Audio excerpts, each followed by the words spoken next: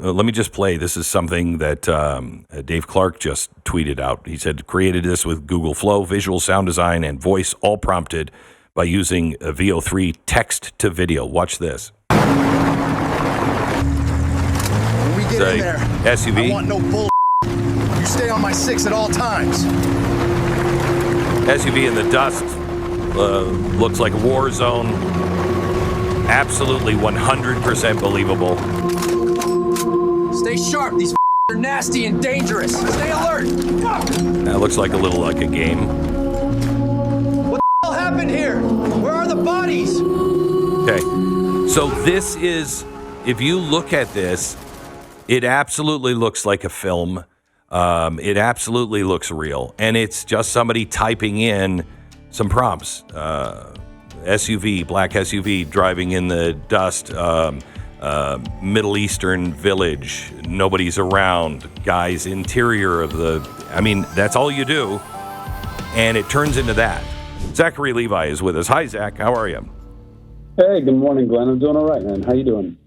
I'm really good. But I'm not in your business. How concerned are you by what Google released this week? We need to rebuild our manufacturing base. An American Giant started doing that 14 years ago. They make clothing here at home with American cotton, American hands, and American heart. It's quality you can feel. Go to american-giant.com/Glenn. Get 20% off your first purchase. That's american-giant.com/Glenn. I mean, I'm very concerned. I mean, when you and I talked about this when I came on your show last, and I hate to sound like a doomer and gloomer, but this is something I've been foreseeing for a really long time. I've been banging this drum for a really long time and trying to wake people up and say, hey, listen, technology, it moves exponentially. This is one of the things that I think most people just don't understand, whether it's people in my industry or other industries. And might I say, yes, this is knocking on the doorstep of entertainment right now, but understand that AI is knocking on the doorstep of all of our industries. Your industry, radio, everything in entertainment, all certainly, anything that can be recorded and broadcast. But every industry that we are, there are huge, experts in many fields that say within a year, 2 years, certainly within 5 years, every white-collar job will be gone. And a lot of blue-collar jobs are going to be right behind that, because you have to recognize that AI is not just moving exponentially, but also humanoid robots and the development of humanoid robots is developing exponentially. And exponential growth is something that people just don't understand. Most people see growth as, kind of just, multiplicative, meaning like, okay, every year it gets twice as good. No. It doesn't get twice as good every year. It gets 10 times as good, and then it gets 100 times as good, and then 1,000 times as good, and so on and so forth. And so years ago, I was telling people, guys, if what we have right now, like, for example, 2 years ago, AI was generating images, and but humans had 6 fingers, and so people said, this is schlock. Look at this. This is never going to get good. It can't even get the amount of fingers right on people's hands. I said, yeah. Right now it can't. Right now it cannot do that. But 6 months later it did. 6 months after that you had video, and now you've got video with audio that is almost indiscernible, as you've been seeing with these new examples. It's almost indiscernible. Now, people say, yeah, but I can still tell. I go, yeah, right now you can. But 6 months from now, a year from now, 2 years from now, we're going to be living in a world. No, probably not even that long. No. And so people have got to wake up. And so for people in my industry, I think that, yes, we should all be very, very concerned. But everyone should be very concerned. And it's not even just, like, for example, yes, this could very much replace my job. This is partly why I am building Wyldwood Studios in Austin, Texas. It, has always been, this is a 25-year plus, calling that God has put on my life to create a better Hollywood, to give artists a better life, a better work-life balance, to give audiences better content. These are all things that we've deserved for a really long time. But AI is really the kind of, I think, most galvanizing force in all of this, because if we don't do something about it, if we don't hold the line, if we don't build the ark, which is really kind of what I've always felt on my life. I felt this kind of Noah calling on my life, that God's like, hey, listen, a flood is coming. It's not going to be water. It's going to be something entirely different, and that is this AI. And if you can build the ark, then you can at least save as many of those jobs 2 by 2 as you can. But if you don't build the ark, then the flood just wipes everything out. Yeah, go ahead. Let me interrupt you on that, because I believe, I mean, I'm developing some things with AI, and I've been on this for a very long time as well. I believe you're absolutely right that you have to get into a boat because floods are coming. However, you have to, you can't dismiss it. You have to, I think, use some of the skills that it has in a positive way, because I think it will enhance, as long as you don't surrender to it, it will enhance what you can do. So are you talking about, building something that it has no use for AI and it's just this island, or are you saying that we'll use it, but we'll use it in ethical ways and we'll never allow it to become the master? We will always use it as a tool. Yes, that's exactly right. So I'm a firm believer, and have been for many years, that, philosophically, you cannot stop progress. You can only hope to guide it. That is right. The bottom line, right? Right. So it would be folly to look at new technology that, by the way, is going to do some really cool things in this world. Example being, we're at the brink of nearly having our ear pods. Apple, I think, will start, but other companies will be right behind it, if not simultaneously. We'll have real-time language translation. It's going to happen. Yes. It's happening very, very soon. Now, that's incredible. That's something that, as a human race, we've all been wanting really since the Tower of Babel, right? The ability for all of us to be able to communicate across the world, no language barriers whatsoever. That is huge. That's a huge leap forward for mankind. Now, that's going to absolutely displace what is a smaller, let's say, industry of translators, right? It's not, there are many translators in the world, but it's not the biggest industry, let's say. And I feel for those people, and I think we have to be very conscious about trying to rehome them in other jobs. But you always have to ask yourself, is the juice worth the squeeze? Is it ultimately worth it for the betterment of all of us, right? So I don't think that we can't embrace AI. We must embrace AI, but we must do it in as ethical a way as possible and be mindful of what is it doing, how is it disrupting, and how is it displacing jobs, because that's the only thing that we can do. Now, when it comes to entertainment, there's going to be all kinds of ways that we can implement AI to make the process more efficient, more enjoyable, and I have every intention of utilizing AI like that. I don't vilify it, writ large, but I think that we must be very mindful about how we implement it in still holding on to human creativity. Human art and entertainment is at the brink. But I also believe, with Wyldwood example being like, I think that not only is it necessary, to prevent, let's say, the extinction of human art and entertainment, but there's also a market opportunity in this, because similar to vinyl, for example, once upon a time, we all listened to vinyl records. That's what it was. And then the cassette tape came out, and everyone said, oh, well, I don't need vinyl anymore. I'm going to go with these little, rectangular plastic, cassette tapes, and I'm going to do that. Great. And then the CD came out. Even more people left vinyl, and then streaming, and now even more people have left vinyl. But the people that held on, the people that said, you know what, yes, everyone is going to zig, but I'm going to zag. I'm going to hold on to this. I'm going to keep printing vinyl because I believe that there's something special about it, unique about it.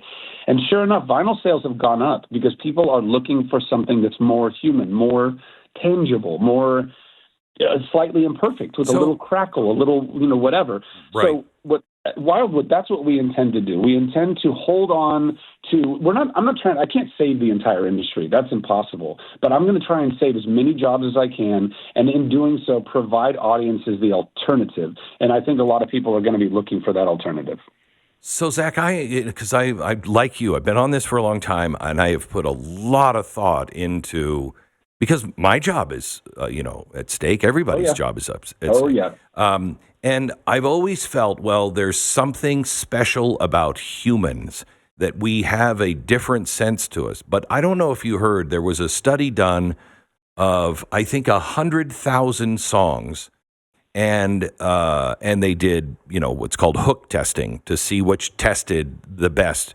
I think it was 7 out of the top 10 were AI, and people didn't know it was AI. 7 out of the top 10. We used to say AI couldn't, art can never be done. So what is it that you think is going to be unique quickly? I mean, I believe that there is going to be a huge draw back to handmade, individual. When machines came out and you had factories and they started producing shirts, nobody wanted a homemade shirt. Nobody wanted a handmade shirt. They wanted one that was from the factory. But now handmade is the best of the best. So there's going to be a renaissance, if you will, of handmade and human-made stuff. But what is it right now that will bridge this gap that humans can do that you don't think AI can do? Well, I think that, obviously live performance, that's going to be huge, right? So people in this rebound effect of people saying, it just flooded with ubiquitous AI content, a lot of people are going to say, I want something authentic, right? And authenticity is the most important. In fact, there's been studies done where, just from an energy level, as humans, we have we produce an energy when we have various emotions, right? And there's lower energy if you're sad, depressed, angry, and there's higher energies when you're joyful and happy and you feel love. But there's an energy even higher than love, as they've tested, and it's authenticity. That is the highest energetic level that we can all reach. And so people yearn for that. They really do. Yes. So live performance obviously is going to be that. Sports is going to have a big. A lot of people are, investing in sports and live performance because that is going to hold on the longest, at least as long as, let's say, robots and holograms. That's going to start to kind of eat into that market a little bit. We'll see how long that goes. But ultimately, I have to tell you. May I say something on that? Have you been to London and seen the ABBA experience? I haven't, but I'm very well aware of it, and I've heard that it's incredible, and that's just the tip of the iceberg. Yeah, no, it's beyond incredible. It is. Yeah. My son and I said, I didn't tell my daughter, who was a teenager at the time, 17 years old, that ABBA wasn't really performing. We just didn't tell her. And 2 songs into it, I said, do you think they're real? Does it look like they're real? And she's like, what are you talking about? And I'm like, that's not real. Those aren't people. And she's like, what are you talking about? And she couldn't believe it. And the first couple of songs, my son, who was probably 18, 17 at the time, kept looking at me going, Dad, this changes everything. This is not good. This changes everything. And I mean, everything is about to just turn upside down. Yeah. Yeah. Well, it's already. It's like in front of our eyes. It's happening already. Yeah. And I am not one of those people. Many people that I talk to, a common pushback that I get is people saying, well, it will never be able to fully replicate, let's say, human emotion, or, we'll always be able to tell. And I just don't believe that. I mean, I don't believe it either. Ourselves, no, we are amalgamations of everything that we've taken in, right? So we ourselves are kind of LLMs. We scrape our entire lives. We scrape information from our parents, our community, people around us, the internet, whatever. We're learning all the time, and then we are replicating from the things that we learn. AI is doing that, and it's doing it at scale, and it's happening exponentially, and we're very, very close to it becoming AGI, general intelligence, which is then just a few steps away from super intelligence. And it will be then at that point, it will be more intelligent and more capable than not just any individual human. It will be more capable and more intelligent than the sum of all humanity. So we're stepping into some insane territory. And when you start, powering video agents like Google and others that will keep popping up, it's terrifying to acknowledge that. A lot of people just don't. They're kind of burying their head in the sand and saying, no, it won't happen. It won't happen. It's going to happen. At that point, I think that what we have to, and what I'm hoping that Trump and the administration are going to be working on in earnest, is legislation that at the very least requires all content that is AI generated to be watermarked, right? So that therefore we know, we can say, okay, I can't tell the difference. I don't know the difference, but just by looking and listening to it, I can't tell if it's real humans doing this or not. The difference will be that there will be some kind of watermarking that indicates that, and therefore that is what people are going to be looking for. In the same way, if you go to the supermarket and you're looking at blueberries, and these ones on the left look the same as the ones on the right, but there's packaging that says these ones on the right are organic. Oh, those are the ones I'm looking for. I want the organic ones that aren't sprayed with glyphosate. I'm trying to make certified organic, human-made content for free-range artists. That is what Wyldwood Studios is going to be about. And also at Wyldwood Studios, we're not just going to be making and really focusing and dedicated to making human film, television, music, and video games, but also providing amphitheaters and live performance venues so that it's a one-stop shop so people can really know that when they go there, they support us, they're supporting humans in that process.